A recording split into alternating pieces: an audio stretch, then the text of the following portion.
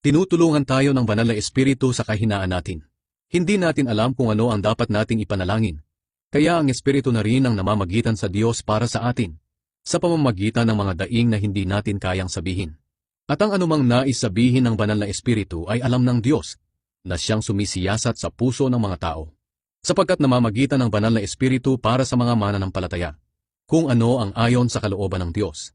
Alam natin na sa lahat ng bagay gumagawa ang Diyos para sa ikabubuti ng mga umiibig sa Kanya, na Kanyang tinawag ayon sa Kanyang layunin.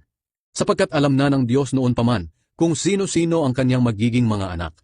At sila'y itinalaga Niyang matulad sa Kanyang anak na si Jesus, para siya ang maging panganay sa maraming magkakapatid.